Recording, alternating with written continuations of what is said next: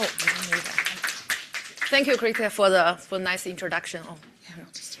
And also thank for CAPS for inviting me and giving me this opportunity to share some of my recent work today.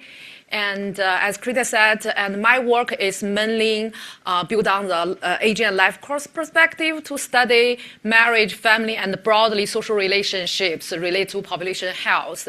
And I study those relationships mostly among older people and also some minority groups such as sexual minorities.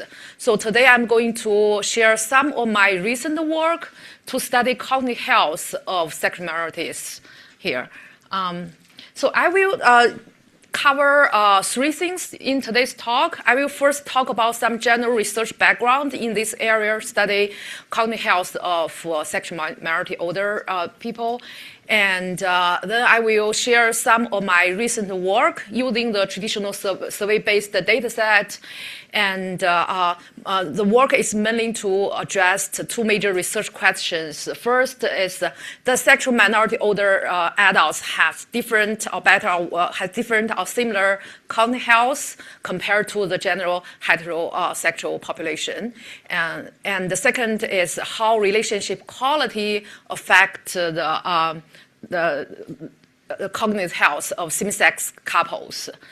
And then I will talk about some of my early work using the natural language processing and social media data to study cognitive health, to study actually to compare the language performance between sexual minority and the general aging population. And language performance is one of the specific dimension of cognitive health. Okay. Okay, so the number of same-sex households increased rapidly over the past few decades in the United States. By 2021, there are more than 1.2 million same-sex households in the U.S., and more of them are getting married. Actually, by 2021, more than half of those households are married. And the census data didn't release about the specific number of the sexual minority directly married sexual minority population, but their studies using various estimate methods suggest that the number of sexual minority older adults also increased rapidly in the past few decades. So one thing we know is the sexual minority older adults face greater challenges in their later life. For example, research shows sexual minority older adults have higher rate of poor health dysfunction, functional dysfunction, and psychological distress.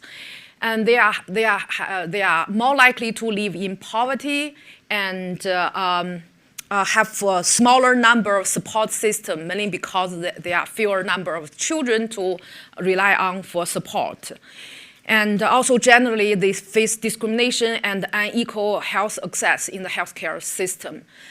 But most research on sexual minority health focus on a relatively younger age group. The studies about cognitive health among older sexual minorities is relatively underexploited. So this is a major research gap I was trying to address in the past few years in my research in this line here. And in terms of the theories, there are two major theories I use to guide my study in this line here to think about the cognitive health of sexual minority older adults. The first theory is the minority stress theory, and it's developed by Ellen Meyer. And basically, it's argued that individuals with marginalized social status experience the unique stresses related to their minority status. So they experience more stressors, and those will have health consequences for their health outcome, likely to include cognitive health. So this is actually one of the most often used theoretical framework in this field. Most people use this framework to guide their study about sexual minority health. And another theory, the gender as relational framework, that's another theory receives increasingly attention in recent years. It's led by sociologists like Deb Armstrong's work. And it's argued that gender is formed and enacted through social interactions. And the men and the women structure gender differently depending on whether they are in a relationship with a man or a relationship with a woman. And based on this theory, and the same-sex couples share more likely to share equal gender values and communicate better, and they are more likely to divide household work more equally, and they are more likely to provide care to each other in case of the one spouse is sick. And also the same-sex couples devoted more effort to help control each other's health behavior among same-sex couples compared with different-sex couples. So overall, this gender as rational framework actually suggested there are maybe some advantage among same-sex couples in deal with health outcomes. This may reflect in their cognitive health. So these are basically the two major theories guiding my thinking about the cognitive health of sexual minority in older life. And I'm a demographer like you guys, graduate from UT, and so data set is very important for us as a demographer. So this slide here summarizes some major aging data set is currently available and to study cognitive health of sexual minority adults here. And I will not go over all the details of each data set, but basically there are two types of the data collection based on the traditional survey-based approach. One is like health retirement study. It's generally it's a general aging survey data set, but they collect some questions about sexual identity, sexual orientation data. So it's among general aging population, but collect some variables about sexual minority. So those kind of data is national representative. It has a very fun measure of the health outcomes and other social relationships. But because of this is a relatively smaller percentage of the population among older adults, the sample size of sexual minorities in those kind of the national aging data set is relatively small. That's the limitation of those kind of data set. And also, because the survey are usually designed to study the general aging population, there are not many questions specifically about the life experience of the sexual minority population, like the minority stress are not measured, at least not well measured in those kind of data set. That's a limitation. So another set of the data set is mostly community-based. It's more designed to focus on the sexual minority population. So but most of those data are community-based. It's not population representative. That's important for demographer.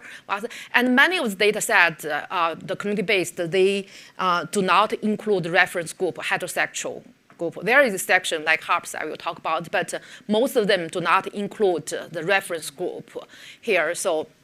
But those kind of data usually have large sample size of sexual minorities, and they have good measure of the more measure of the experience, specific experience of sexual minority population, but it's not population representative, and also usually lack of reference group. So that's the current status of the survey-based data set to study topic in this area. So in today's talk, I will focus on three data sets: health and retirement study, national social life and aging project, and also health and relationships project. Those are the three data sets I have been used in the past few years, to address my research questions. So I will spend some time on those three questions, so those three data sets. So the first question I try to address is just as a demographer, health disparity scholar, it's very basic. Just want to just want to understand, do sexual minority older adults have similar, better, or worse cognitive health than heterosexual older adults? And to answer this question, and we analyzed basically two data sets. It's national representative population-based, the Health Retirement Study and National Social Life Health and Aging Project, NSHAP.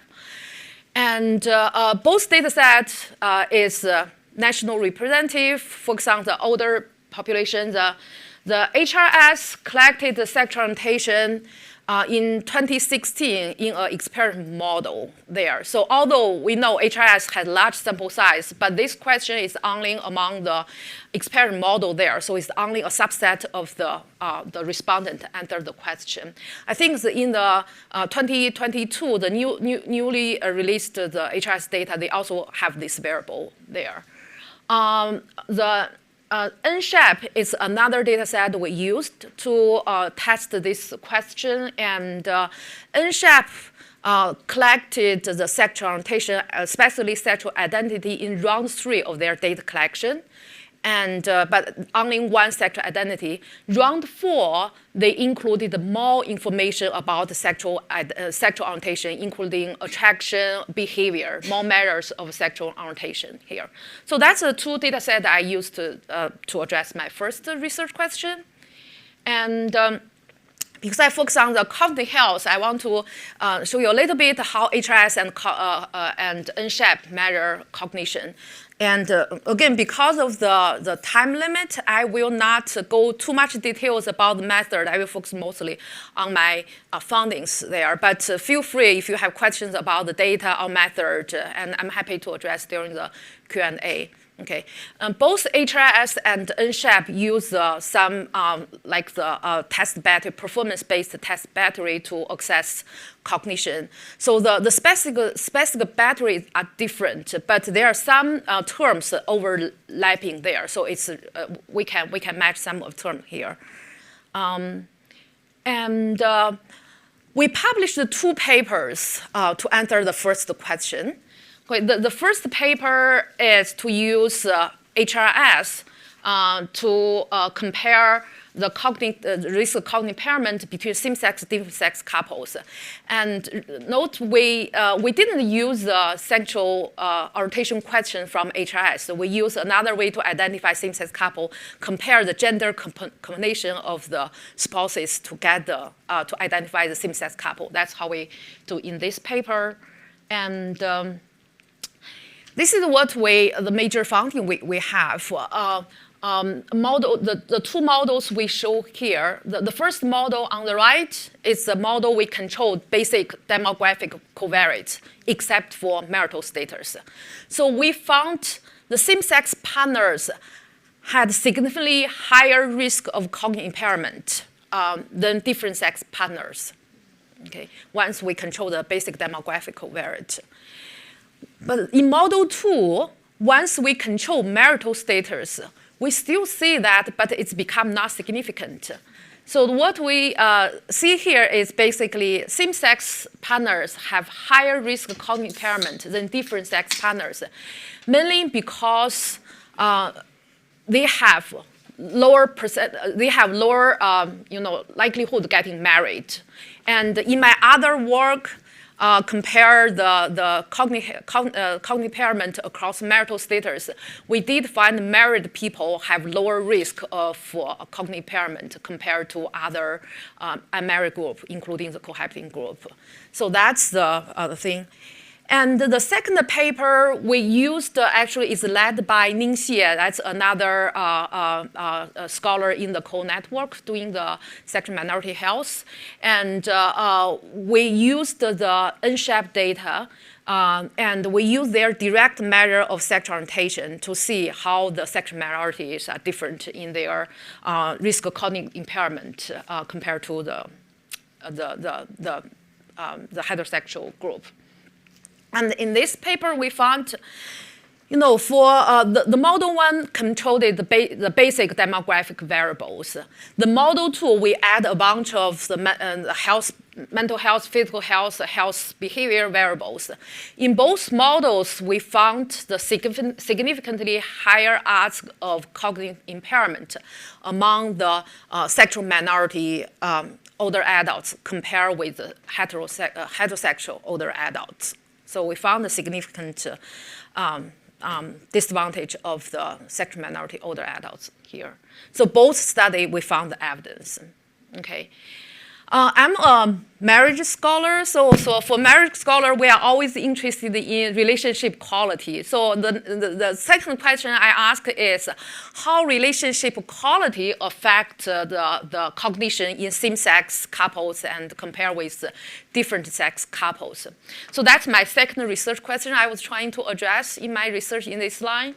And we use the HARP data, and I think people in this room are probably very familiar with the data. This is the depth data, and I know there is a workshop here to tell you how to use the data. So I will just go very quickly about this. So this is a longitudinal survey, and the data include longitudinal survey and the daily diaries of same-sex, different-sex, legally married couples in the Massachusetts area, Boston area. And in wave 1, the age range is between 35 to 65, and followed up in 2021 and 2022. And I think the third wave collection is ongoing. And the average duration of the couple is 15 years in wave 1. And in this study, we use the wave 2 data because the daily memory measures, the 10 days daily memory is only available in wave 2. So we focus on the wave 2 of the HARPS data. And different from HRS and NSHAP, the HARPS use a self-reported measure of the memory failure, daily memory failure. It's basically to follow another agents and MIDAS to measure the daily memory failure. We use the sum of scores for those atoms here. And the study was published last year in GJSS and led by my collaborator and also another alumni of UT, Yiwen Wang. And so in this paper, we take a dyadic approach. So we look at the partner, spouse, the partner, both partners, the report of marital quality affect their cognitive health, each other from a dyadic perspective. And we consider the positive and negative side of marital quality, marital support and marital strain, and see how marital support and strain of each partner affect each other's cognitive function in later life. Then we consider how this dyadic process varies depending on the gender combination of the couple. Okay. And this is the finding here. Basically, we didn't find evidence of the marital support affecting the cognitive health. But we do find evidence for marital strain affect marital health, for cognitive health. And in fact, we only find the actor effect. So one's own report of the marital strain will affect their own cognitive health. We didn't find the actor, we didn't find the partner effect of the marital strain. And more importantly, we found this relationship varies depending on the gender combination of the couple. So this is the result here. Well, basically, first we found across all the groups, we found marital strain is associated with daily memory function across all the gender composition group, except for one group, it's men who married women. That group, the result was not significant. Okay, and the green line we see here is the strongest effect among women who married men. Basically, marital strain had the strongest effect on women's health if they married. Has a strong effect on the women who married men, the cognitive health. So that's the green one. So basically, and also we see for the two same-sex groups, the men married men and women women, the patterns are very similar. It's parallel. So the patterns are similar, so they are not different. So the major difference is between the different sex couples here. Okay, to summarize, these are the major findings from the survey-based data we found. The sexual minority older adults tend to have poor cognitive function than heterosexual older adults. And marital strain seems more influential than marital support in affecting cognitive health of same-sex couples. And also the gender differences are more pronounced in the different sex couples than same-sex couples. Okay, so this is the recent work we use the survey-based data set. Some of you know I moved to Purdue 3 years ago. Purdue is a very STEM-oriented university, and I'm surrounded by the computer science, the engineering, the world. And so my conversation with them actually inspired me to think about, we are living in a big data area. Okay, so, and I should talk about the people in this area to study the health of sexual minorities. We all know data limitation is one of the major challenges for us to understand the health disparities. We always talk about we need more, collect more data, and I also see several leading, scientists, their group trying to approach NIH to get funding to collect more data, but not successful. Many were not successful. So the data set, there are many limitations in the data set. For example, like I said, like the aging data, the sample size is small. And for me, I'm interested in a lot of research questions. I want to see how the sexual minority status intersect with race, even with gender, and the intersectionality, how intersectionally work here. But the sample size is too small for me to do more research. And also the longitudinal data is also limited. Some data collected longitudinal, but many of the data only collect sexual orientation at one wave, like HRS. The assumption is sexual orientation is stable in the older age. Among the younger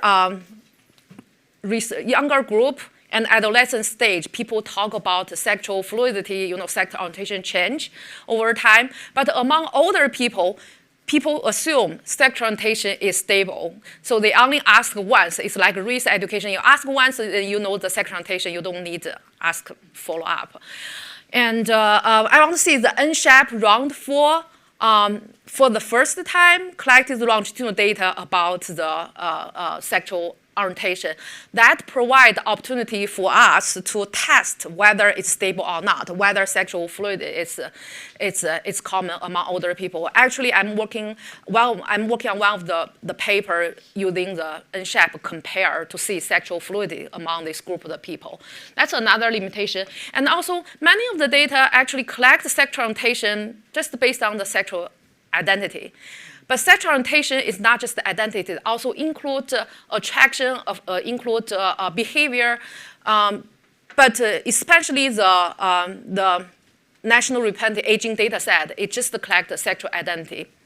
So that's another limitation here. And also, they are not good measure of the specific experience of minority populations, like the minority stress. So those are the data limitations. So back to I talk about the big data there. So I hear, we talk about the data challenges in this field, but on the other side, in the daily life, we experience the big data. People, we all know we affected by the big data, right? Our daily life affected by big data, and that really inspired me to think about, what kind of opportunities does big data provide us for studying the cognitive health of older sexual minorities?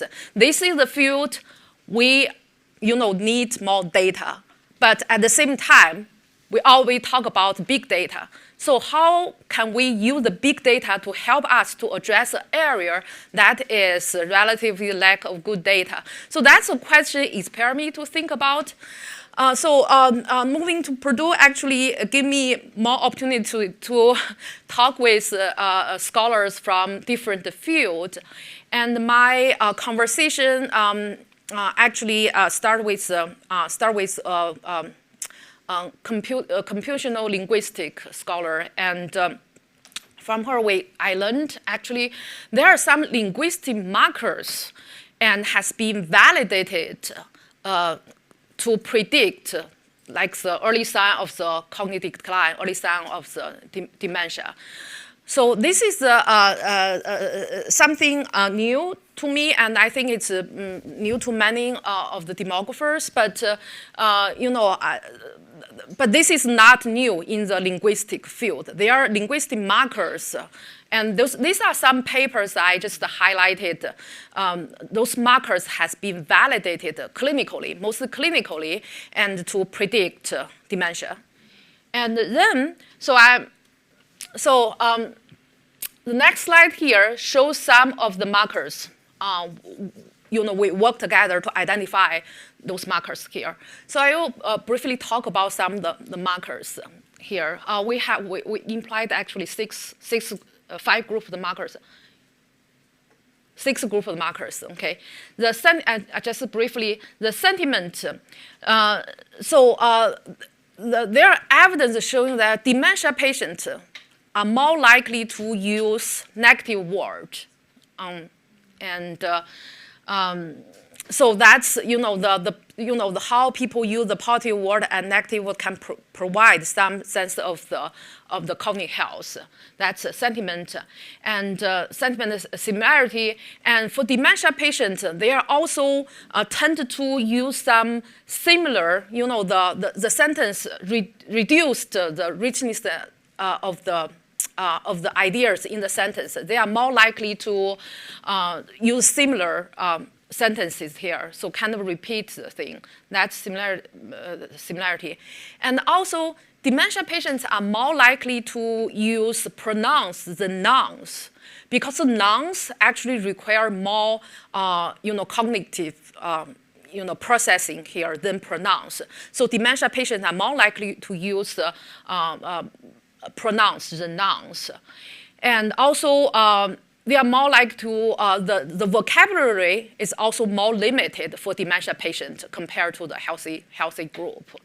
The sentence is also more simpler. The structure of sentence is more simpler for dementia patients compared to the other. The last marker we use is a large language model-based special score. So this is a relative new marker, but the idea is for dementia patients, it's less likely to predict the next sentence they talk. Okay, so it's basically the higher special. It's more surprise, less predicting, indicating the poor cognitive function. So that's these markers. So those markers are the markers I showed in the previous slide, has been validated in the clinical setting, has been well used actually. The doctors will sometimes use those markers along with other method to detect the dementia or ADRD. And so I think about how we can use those markers here. So we need some language, text. So those markers usually what they do is bring the patient to a clinical setting and ask the patient to describe something or something, then analyze their language, their text, then identify, compare with the healthy group to identify the the markers for the cognitive decline. And so we need the data here. So one thing we do is actually use some, we try to use some social media data, because social media, that's a lot of text data there, and how we can use, the idea is we can analyze the text data and compare the two groups, their language, see their cognition. So that's the idea. But one question we have is, because those markers are clinical validated, and social media, clinical validated is controlled environment. They bring the people to the clinical and ask them to describe specific things. So it's clinical controlled. But social media data is uncontrolled, right? So the question is whether it's valid to use social media data to access cognitive health. So that's the first question we are trying to do. And we published a paper early this year and especially talk about how those markers, linguistic markers, to predict the cognitive decline using social media data. So I will not talk about the detail of this paper because that's not the focus of the study, but I just want to highlight our conclusion. Our general conclusion is those linguistic markers and used in the clinical setting are generally robust, to help us to detect the early sign of cognitive impairment. So we start from here, validate the measures here. Then the next one, what we did is to find the social media. We actually have gone through a lot the social media data. We started first from Facebook, but Facebook there we found our idea is to find two groups here. One is the sexual minority older group, or the other one is the relative general aging group. So we compared the two groups. We start with Facebook, but Facebook, we found they are mostly the posts are organization, they post the news or something, but we need the people, their daily language. So then we switch to Reddit. Okay, Reddit has some more individual posts. That's what we want to look. Okay.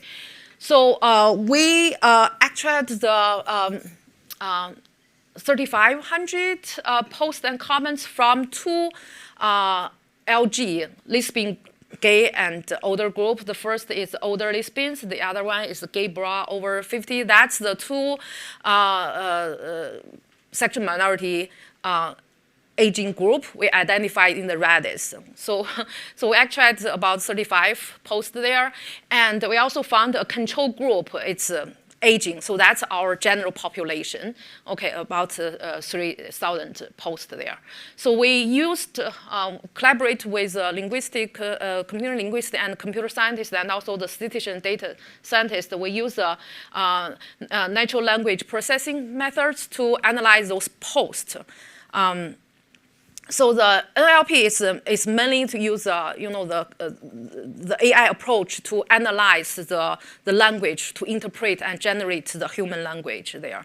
And I'm not expert. I collaborate with people in this area, so I will skip the detail there. But I will show you the result here. So we calculate the markers for these two groups here. So those are the markers and those are the group.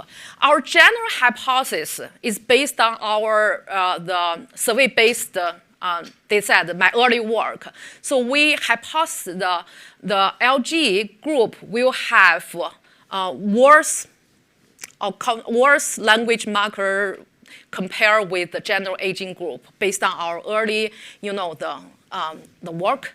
And we actually find some mixed evidence here. But I will talk about it. But one thing I want to highlight is, but within each of the groups, the marker there, the evidence is pretty consistent. Okay, for each of the group, the marker is very consistent. But across the marker, there are some mixed evidence. The red highlighted one is basically the one is inconsistent with our hypothesis. I know those markers are too overwhelming, especially for you guys first see those markers. So interpretation of this table is too overwhelming. So my next slide here is actually to summarize those markers, help you understand what those mean. So on the right side of the markers, is basically indicate poor cognitive function of the LG group compared to the general aging group. Is consistent with our hypothesis. The left side here, those one are the ones unexpected based on our hypothesis. Okay, so generally what we found is the LG older adults are less likely to use nouns and more likely use pronouns. Remember, I talked about dementia patients are less likely to use nouns, more likely to use pronouns because nouns need more the cognitive process to think about. But we want to be very cautious to interpret this finding here, because it's maybe not because of the cognition, it's just because the language of the LG group, they just like use pronouns. So we want to be cautious when we interpret this. But we just showed that the direction is what we expected. And we also found the LG group tend to have lower level of syntactic complexity. So they are more likely to use similar sentences. And this suggests the reduced, cognitive resources processing and playing their syntax, the language there. More likely to use simple sentence, and they show higher score of the higher spread score. So basically, less likely to predict the next word they want to see among the among the LG group. Okay. On this side, it's different from what we expected. We found LG groups are more likely to use positive words and less likely to use negative word. Remember I said dementia patients are more likely to use negative words in their sentence, but this is different. Again, we want to be more cautious when we interpret these findings here, because maybe this is a group people show more support and they try to use some positive language in their community. Okay, so this is something we want to be cautious when people talk about this. And interestingly, we also found LG group, the vocabulary is actually more diverse than the aging group. And again, it's maybe because their language, the LG community, they have some special vocabularies that's, increase their diversity of their vocabulary. But that's another finding we found. And they are less likely to repeat than the regular aging group. Okay, so that's what we found. And it's too early to make conclusions from the finding because the finding is really preliminary. And so what's the next step here? Like I said, when we interpret those findings, we are very cautious. And although in the early paper, we kind of validated those measures using social media data to measure the cognitive function, but we didn't measure, especially among the sexual minority groups. So maybe, like I said, maybe they just use some different language. That doesn't mean their cognition. It doesn't indicate their cognition. It's just a different language. And to be scientifically, actually, we need another paper just to validate these measures among sexual minorities to see, okay, those markers are good measure for cognition of the sexual minority older people. But we don't have the clinical data about the sexual minority, dementia patient. Anyway, so this is something we need to do. And the next challenge we have is we found those two the groups, the LG groups and the aging groups, but everyone can post there, right? Even though you are not a sexual minority, you can still post there. It's open source. So how we can identify specifically the sexual minority in the social media communities. And originally, our idea is to maybe we can work more using find the language, of the people to see how we can see whether this people is sexual minority or not. And we did some this review. Actually, there are some previous studies using AI approach to identify sexual orientation. It's actually there one paper published. Led by a researcher in the Stanford, I think, business school, professor of psychology background. And they actually found AI can very accurately to identify the sexual orientation of people based on the face images. But that paper is very controversial. Yeah, it's published in the AI field, but it's very controversial and raises a big concern for the people because how people to use AI to protect the person. So we feel this is too dangerous to do. Although there are methods there we can apply, but it's just too dangerous. It's very controversial, the research. So what we want to argue here is it's okay, maybe just to compare the communities, because the people who publish in the LG communities, that's why I use the word community instead of saying the LGBT adults, right? So we just the community. We compare the community, two communities. So it's okay, the non-LG people publish in the LG group. They are also, if they publish there, maybe indicate they are in the community. So that's what we try to argue. So that's why we use the word LG community instead of the LG adults in the research. And another challenge we have is the result we show here actually didn't control any of the covariates. Okay, it just analyze the text, get the marker, and we know it's important to control covariates. And one challenge we have is actually many of the social media data, either they don't collect the information of the social demographic covariate, or they are very strict about access to those covariates, like age, gender, the demographic information there. And again, there are some methods we can use, like in the people use AI, the word, it's actually quite common for them to actually use some algorithm, use some method to predict one's age or gender, something. So I talked with my computer science collaborators, and he told me we can actually impute those all things. He didn't use the word impute, but as a demographer, that's my understanding. They just use all the information, to predict what's age and there.